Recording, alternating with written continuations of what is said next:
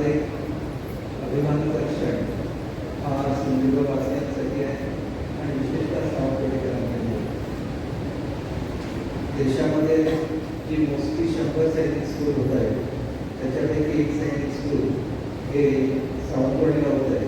याचा मला सार्थ अभिमान आहे आणि त्याच्याबद्दल मी अच्युत सावंत भोसले यांचं मनापासून अभिनंदन करतो. अच्युत सावंत भोसले एक छोटंसं रोप या ठिकाणी लावलेलं होतं. ते एका पॉलिटेक्निकच्या निमित्ताने त्यांनी लावलं आणि आज त्याचा बरोबर वृक्ष झालेला आहे. पॉलिटेक्निकनंतर इंजिनिअरिंग कॉलेज असेल, फार्मसी कॉलेज असेल, त्याच्यानंतर इंटरनॅशनल स्कूल असेल आणि आता हे मिलिटरी स्कूल होत असताना ज्याप्रमाणे त्यांनी आपल्या कॉलेजमध्ये अतिशय सुंदर अशा सुविधा निर्माण केल्या आणि सर्वांना अभिमान वाटेल अशी एक नॉलेज सिटी या ठिकाणी निर्माण केली. तसंच हे भोसले मिलिटरी सैनिक स्कूल सुद्धा अत्याधुनिक सुविधांनी युक्त असं असणार आहे याचं वैशिष्ट्य आहे.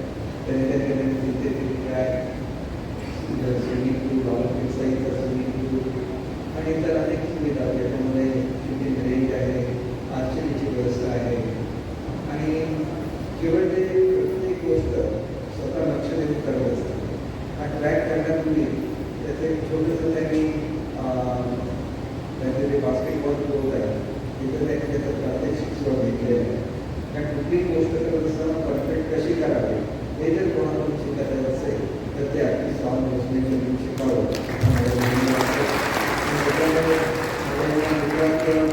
त्यावेळेला एवढ्या प्रगती झालेली आहे. त्या प्रगतीमध्ये खऱ्या अर्थाने हा शिरकेच आहे असं समजतो. कारण सैनिक स्कूल